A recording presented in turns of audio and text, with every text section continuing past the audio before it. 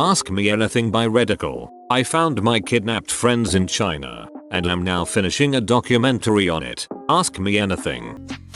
Where do you even start to look? Initially, the only possibility I had, however slim, was to try and identify my friends' traffickers and trace their path through the trafficking network. That proved to be just as impossible as I imagined it would be, but I got lucky when one of my friends was able to access a phone in China and call home. It still took several months to contact, locate and meet with her, but at least I had a starting point. Did you face any physical danger or threats on your journey to find your friends? Congrats BTW. Thank you. Much of the trafficking is done by multinational organized crime networks, and there was certainly an element of danger involved. It was the kind of situation where my cameraman and I, would have been killed, or nothing would happen. We came through without any problems, but we'll never know how dangerous it really was for us. The only death threat I received, bizarrely, was from the family of one of the girls, who didn't want her home. What are the local authorities in Vietnam doing about this practice or custom of kidnapping brides and kidnapping women in general? The custom of marriage by abduction is particular to Hmong society. Sapa district has a Hmong majority population and the local authorities tend to turn a blind eye towards it. The tradition helps facilitate abductions of girls to be trafficked and sold in China. With the border so close and so porous, there's often little the authorities can do about these abductions.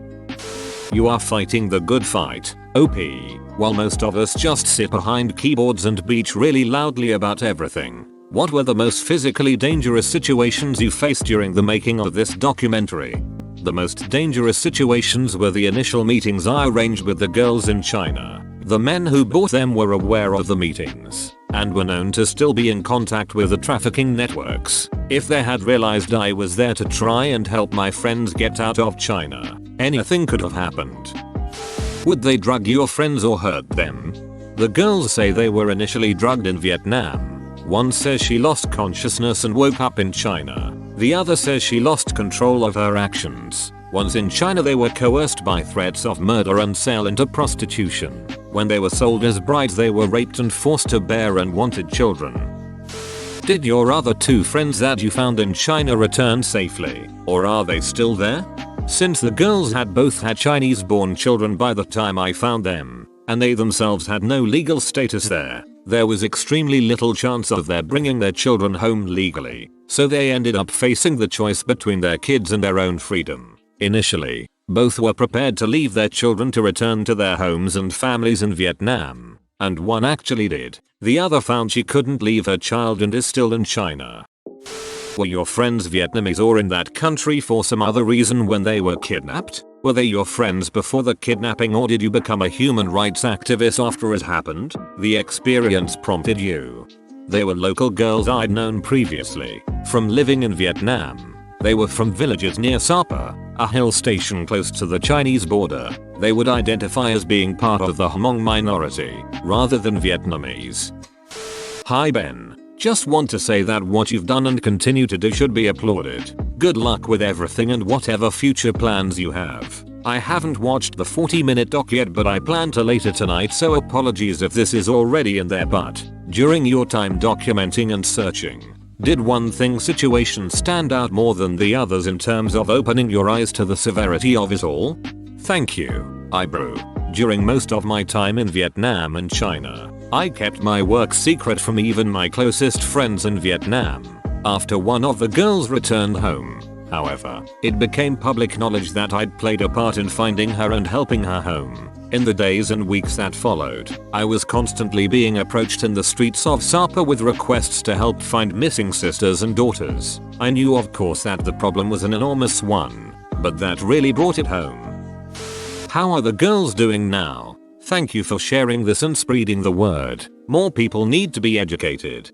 Thanks. My friend who came home is doing well. Recently I've had some trouble contacting the friend who remained in China, which has happened numerous times over the past 2.5 years, and isn't particularly alarming. She was fine when we last spoke. I've often wondered around this sort of thing. At what point and why did you start filming? And at what point If they differ, did you realize you were making a documentary? My background is actually in documentary filmmaking. When I first began learning how devastating and widespread this issue is, I wanted to film it, so I had a cameraman with me from the beginning, and we filmed everything. I didn't realize, of course, what an incredible story we'd stumbled into. Hi, I was wondering where exactly the money you donate goes to. Do you have any percentages, i.e. 10% personal costs, 80% production etc. And thank you for raising awareness. You're doing something great. Are you concerned about retaliation from the perpetrators at all, either from rescuing your friends directly or shining a light on their illegal trade and possibly their identities? Keeping the true nature of my work secret was a major concern while I was in Vietnam and China. I'm no longer in the area and, even if I was, wouldn't be particularly worried now since I'm no longer working actively to find rescue girls. Hey OP. Great post and hope all is going well with documentary. 2 questions. Are your friends Vietnamese? And from what socio-economic background are they? How are you dealing with authorities and NGOs in both countries? Which official bodies or authorities were available for you to appeal to in Vietnam and China respectively? Thank you. I've answered your first question here already. They are Hmong girls from very poor, rural villages, with little or no formal education. I worked with 2 fantastic NGOs in Vietnam, Blue Dragon Children's Foundation and Alliance Anti-Traffic. Otherwise it was important to keep my work hidden, as there was no way of knowing how far the reach of the trafficking networks extended. Hi OP. Vietnamese here. I'm currently living and studying in the US, and I find what you're doing is amazing. What can the Vietnamese communities in the US and other countries do to help? Thank you. Awareness of this issue is critical, as is getting more attention and resources allocated to those most at risk, particularly the minority groups along the borders.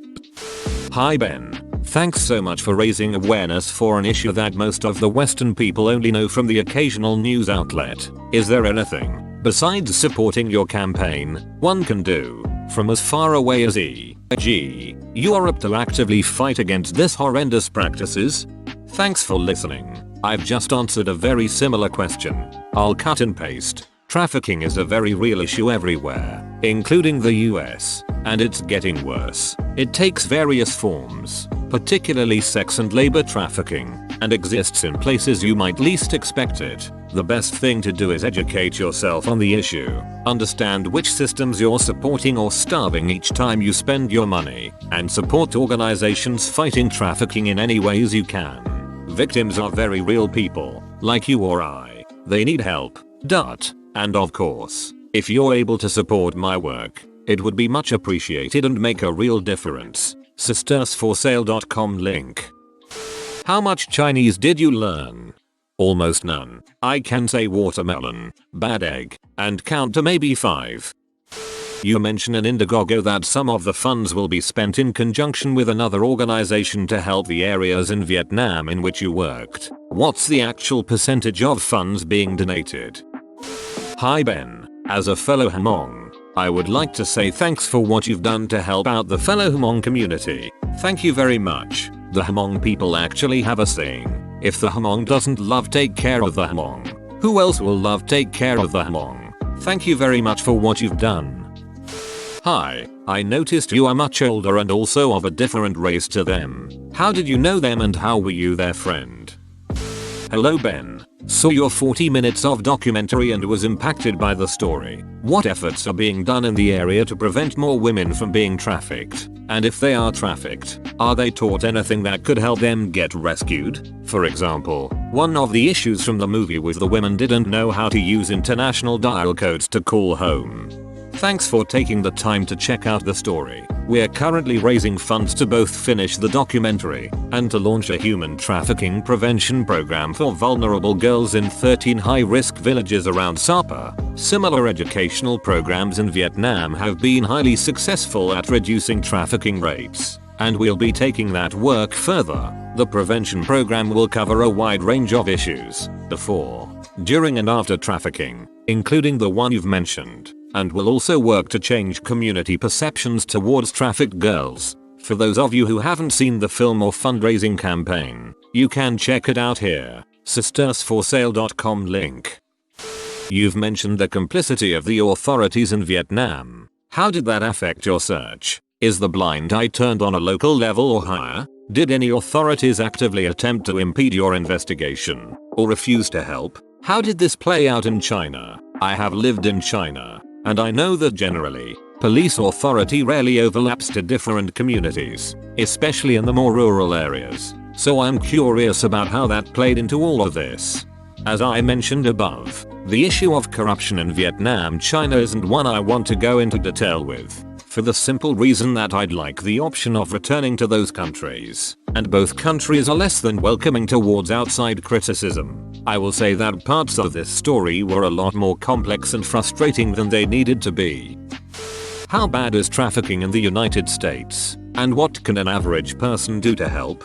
Trafficking is a very real issue everywhere, including the US, and it's getting worse. It takes various forms, particularly sex and labor trafficking, and exists in places you might least expect it. The best thing to do is educate yourself on the issue, understand which systems you're supporting or starving each time you spend your money, and support organizations fighting trafficking in any ways you can. Victims are very real people, like you or I. They need help.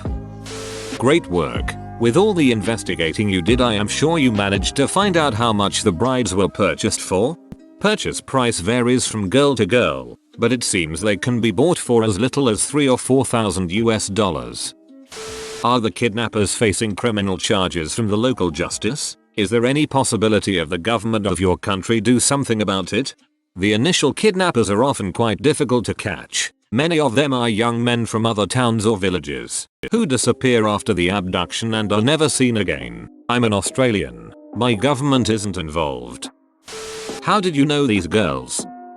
I imagine you experienced periods of doubt and feelings of hopeless defeat before your miraculous discovery. Can you open up about the mental battles, conversations you may have had with yourself in order to keep pushing through? I love practicing mind over matter and exercising my mental fortitude, but putting myself in your shoes, I can only imagine you had to have overcome some serious adversity within yourself. Thanks for sharing and spreading goodness into the world. Stories like this are what motivate some of us to keep our integrity intact and follow our moral compass, even when the going gets tough and the odds are stacked, severely in your case, against you. Thank you. And you're right, it was a very challenging time personally. For me, the hardest part was when my friends were facing the decision to leave their babies to go home, or essentially give up on their own lives to stay with them in China. These decisions were going to forever affect lives on both sides of the border. Of course I wanted to see the girls back in Vietnam, but of course I could never advise them to leave their children. That decision was theirs alone to make, and it was very hard to see them struggling through it while remaining impartial. How does it feel to be a best friend in the truest sense of the term? Perhaps ever? Haha, I don't see myself that way. I would hope that if the same thing happened to me, somebody would come looking for me. That's the kind of society I'd like to live in. So it would be hypocritical to act any other way, wouldn't it? Thanks for watching this Radical video. Subscribe for the best Reddit videos straight to your feed 3 times a day.